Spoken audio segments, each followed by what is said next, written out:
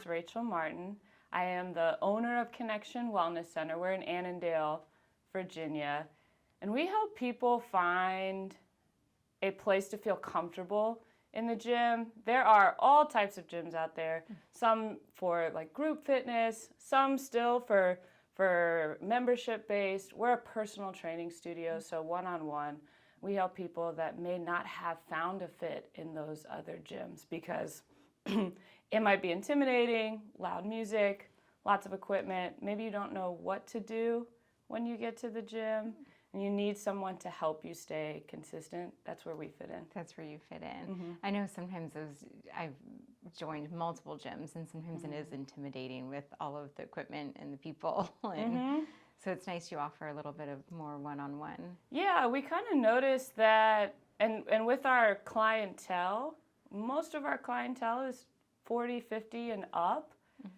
And it's kind of an interesting thing because it happened accidentally. I'd say that wasn't who I was maybe reaching out to when I first started my first gym, but it just happened that there wasn't really a place for those people. You know, in our area, I mean, they didn't really have many places to go where there was that private part of the one-on-one, but then like where they felt comfortable. That's the best way that I can put it, because there's like the bigger gyms and it looks like everybody already knows what they're doing. Yes.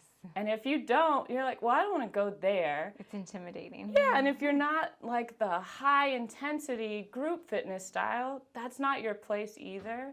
And so we found a home, but again, it kind of started without me knowing what we were going to and who we were going to attract. But now it feels just right, and I'm so happy we get to serve our clients that way. How did you get into fitness and wellness? Another accident. I find that sometimes Sounds like happy accidents. Happy accidents, life's purpose will come find you. So I just graduated college. I was a basketball player for the University of Mary Washington in Fredericksburg. Oh, cool. And I swear I went all 4 years without thinking that I was supposed to get a job after college. You hadn't quite processed that part of it yet. No, I was like, okay, you got to go to school, you got to get the degree. And then I was just on track to doing that. So then I, was nearing the end of that journey. And all of a sudden I was like, oh, you're supposed to get a job. What would that be? Yeah. And my family was in the government, like my whole family. And so I started down that path of applying to agent jobs and government jobs. And thank goodness it didn't pan out. I wasn't the right fit for that.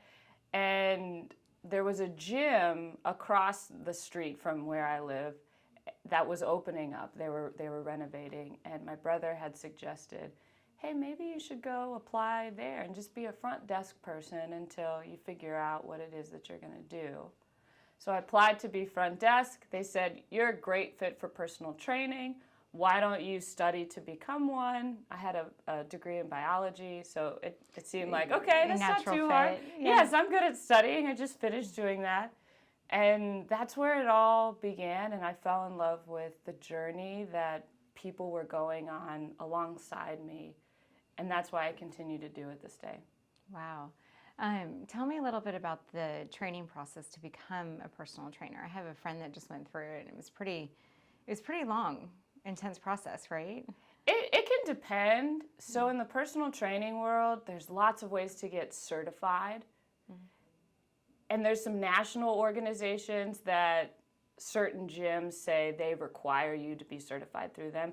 And again, depending on your background, if I just graduated with a degree in biology, the human anatomy part of studying wasn't that hard because I just spent years doing it. Yeah. But yeah, it can take 6 months. It can take maybe 3 months. It depends.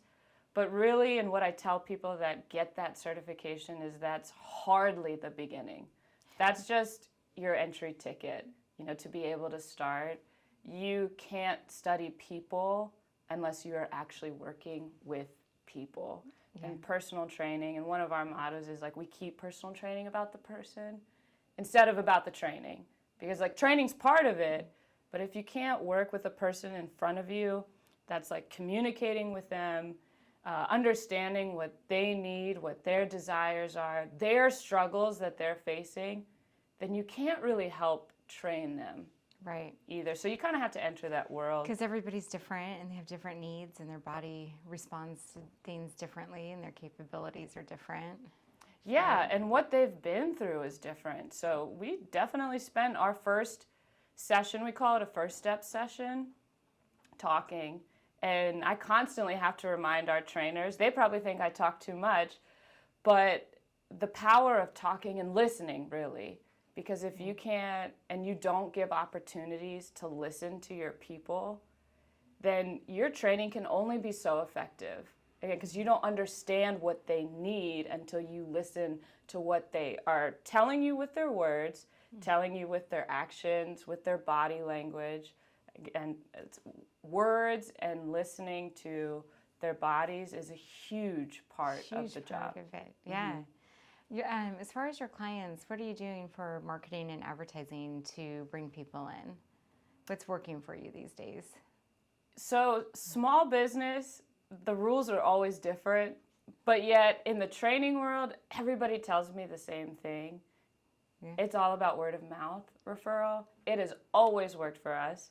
I'm 2 years into this business right now, and I have tried the other ways of marketing, starting like a Google ad, Facebook advertising, and it's just a little bit harder to get what you think you're supposed to get from those, because maybe you are a startup and you don't have like the face that you need. Like our website, our online presence isn't as clean or as pretty as companies that have maybe able to spend more money on that.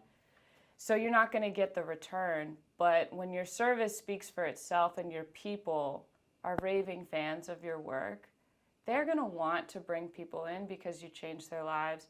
So I can't run away from that. And I encourage other business owners, don't run away. You probably haven't poured into your people enough before you need to go look at other methods of marketing.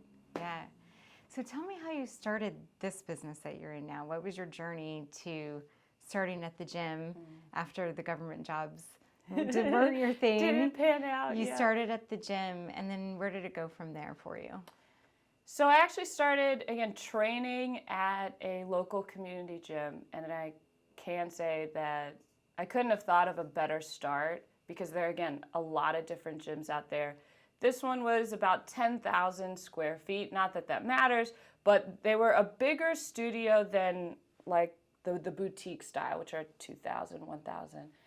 And so they were attracting a lot of customers, but not too many. And so they made everything personal, which stayed with me. There were neighbors from the community, and I loved that. I loved working there. Unfortunately, it closed down pretty early on, and I was forced with a decision of what to do next. And so I decided to start a business instead of go to another gym, because I knew what I liked, and I just didn't think twice about it. So I started my first business with a business partner, still in Annandale. Again, I was in this little triangle of a place, and I got to keep a lot of the clients that I had built, which is huge when you start a business. And the one thing that we did that was really smart was kept it small, kept our overheads small. The place was tiny, tiny. We had red, like the maroon carpet from the 80s. No offense to people that have the maroon carpet. We had wallpaper that didn't match, and that's where we got our start. And I was there for 2 years, and then moved to a bigger space, and finally started this company, Connection Wellness Center, with a totally different perspective than when I started my first job, as a trainer, which was post-pandemic, realizing how much attention people really need right now. Because I had done a lot of group fitness stuff, it's great, but after the pandemic, I was doing Zoom sessions in people's homes, sometimes going to their homes, and everybody just loved it. They needed it so much. Everybody needed it. Yeah. They're so grateful that we took the effort to do that and listen. So that was like the first, sign of how important it was to really listen to people and to tailor the training based on what people needed. And so that led me where I am today. That's amazing. And you started this one completely on your own, right? Completely on my own. And so it's very interesting. I thought I would be much further revenue-wise because I'd had 7+ years experience as a business owner already. But when you start a new one, everyone starts at the beginning. From scratch. So we had a new team, and we renovated the gym to also reflect our values and where we were headed. And yeah, you don't have a name when you start. And I luckily have some business owners as clients, and they give me such great advice and tips. And they're like, just keep being a good person, keep doing good work. It will work out, but it takes years to build your name. It sure does. You can't fast track that. No. What were some of the biggest challenges you faced when you were opening up your own location? Leadership. Okay. Leadership was the first one. Because even though I was a business owner before, I actually wasn't leading. I was really just training a lot and paying the bills. That's how I say it.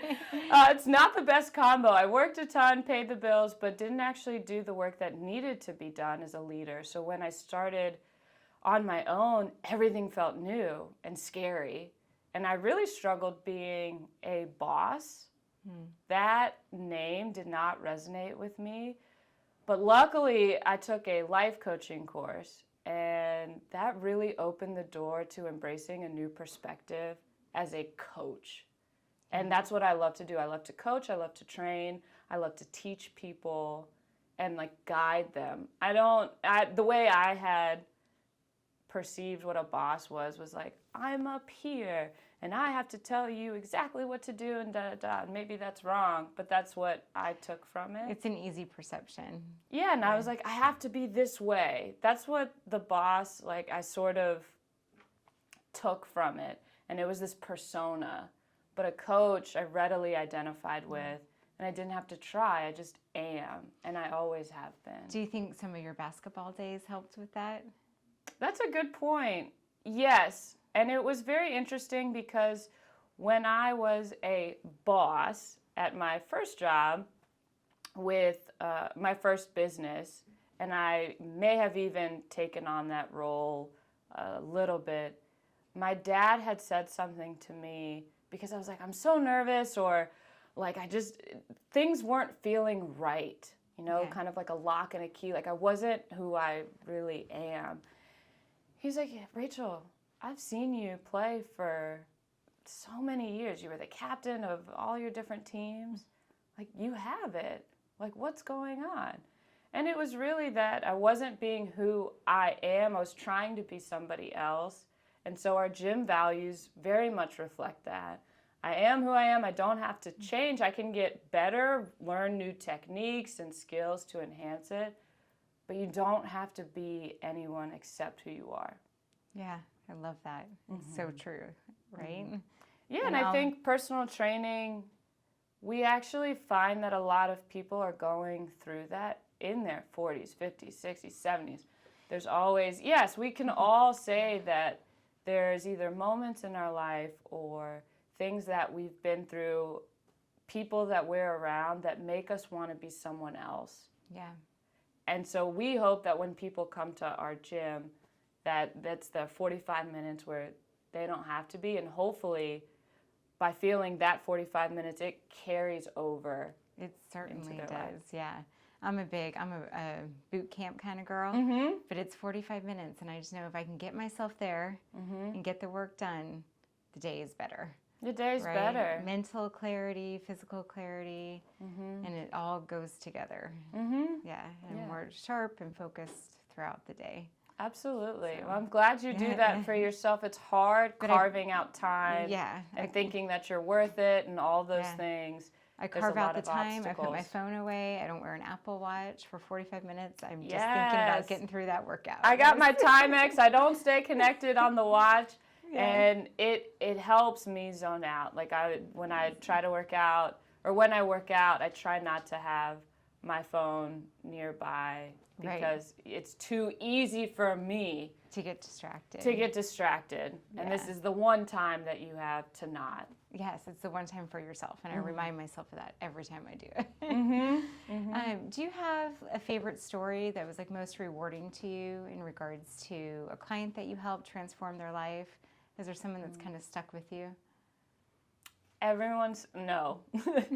And because everyone's so beautiful because they show up as themselves, or they're trying to, right? And I think that's what we all have in common. So even when I was 21, 22, starting to be a personal trainer and working with people, they found me to be relatable, regardless of their age, background, exercise background. And it was because we share that in common of trying to be ourselves. So the fact that people open up their hearts, their mouths to me, that's what I take away. And I've been privileged to work with people for over 10 to 12 years since I began training. To me, that's what's really special, because that's not out there. Everyone doesn't get that opportunity to work with somebody 2-3 times a week for a decade. Right. For a decade, yeah. You're probably part therapist too, a little bit, right? Oh yeah, absolutely. And it's such a beautiful and transformational relationship for me as much as it is for them. For sure, yeah. And it's probably taken all of their effort just to get there that day, right? Yeah, sometimes, and sometimes it's not. They're looking forward to doing it, and they're excited to get there because they know what they're going to get now that they've been there. And so that's where I try to encourage other people who may not understand that part of personal training, that you get somebody that's there for you. Right. And like their sole purpose is to be there for you for that time, but also outside of the gym. Yeah. How often do we have that in our life? You may get that, but maybe you only have one person like that. It doesn't hurt to have two. No. It doesn't, and it just feels so great to have someone cheer you on. Yeah. And just listen to... Be your cheerleader. Yeah. Who was that person for you? Who was the person who cheered you on the most when you were I'm so lucky. I've had so many. So certainly my family, and that includes my brother, my mom, my dad, who did so much to be at every basketball game. Yeah. That's like the most beautiful thing I can think of, because my brother, who's older, he's 4 years older, in high school, he rearranged his college schedule to come to my games. Oh. Like, who does that? They're a college guy. Yeah, it's a good big brother. And I didn't know that until a little bit later, after I had played or something, and he would bring his friends, and that just meant so much. My sister-in-law, too, that he's now married to, came to my college games, and coaches that have worked with me, they always show that support, but I didn't ask for it. Yeah. I never asked for it, but I wouldn't be where I am today, the person I am today, and what I want for other people if I didn't receive that type of love my entire life. So that's what I want for everybody. Always there for you. Always there for me. That's awesome. So you've been in your space for 2 years. Where do you see yourself going in the next 5-10 years? Do you see yourself growing?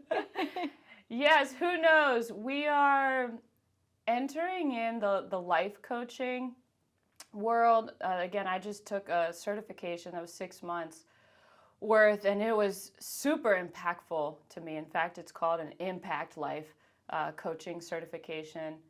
And so we're trying to add more attention that we could be giving to people. So combining the fitness, like the physical part, with the mental part of life coaching. And my goal with that is to make sure that people know that that type of coaching is for them. I think business people have an easier time, athletes have an easier time hiring a coach for whatever aspect of life they need one. But not every person sees education that way. But it should be accessible to people. So making a formula and having a system for people to say, yeah, that makes sense. I can do that. Because right now, it's sort of that field, if you've never heard of it, what is that? What does that mean? I think sometimes people don't have the support that sounds like you had from your family and need that extra person, that life coach to to guide them in the right direction because they don't have that person necessarily. And in it's their about, life. sorry to Yeah, no, cut you're you good. off. It's really about connecting the dots. So if you're working on the physical, that's great. But again, it's only 2 hours of the week. How much of your life do you want to transform? Just 2 hours? Or do you want to transform a little bit more, a little bit more? Well, chances are it's that little bit more. So we need somebody else to enroll in your process to help you through Right. the rest of the hours of the day. I like the that's way you what a said life that, coach- enroll in your process. I like how you said that. Yeah, that's really what it is.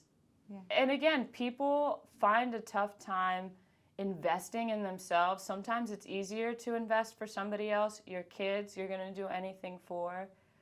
But then we put ourselves in the back burner. But it's like, if you're trying to help your kids, then you need more help. Yeah. The more people you're serving, the more help you need. Yeah. You know the analogy of putting your face mask on before the airplane, before you help anybody else. You can't help other people if you're not taking care of yourself. Absolutely, absolutely. And I think most people feel like it's self-serving. Like we have that fear or that thought in our head that we can't make the time for ourselves because we have to serve others.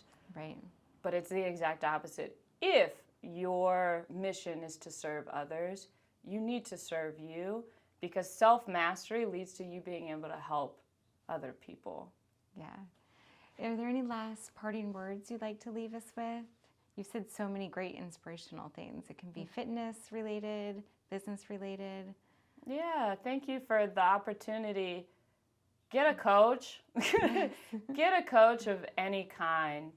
Whatever is easiest for you to see yourself making progress in, try. If that coach doesn't work out and it's not the right fit, keep trying because it doesn't always, in fact, it rarely works that your first coach, whether it's a trainer, whether it's a therapist, is the right fit. But Right. they're out there. You just got to do the work to get there and know that you're worth it. And do the research. I love that. And remember, you're worth it. Thank you, Rachel, for being on the show today. Thank you so much for having me, It was Donna. a pleasure. Thank you.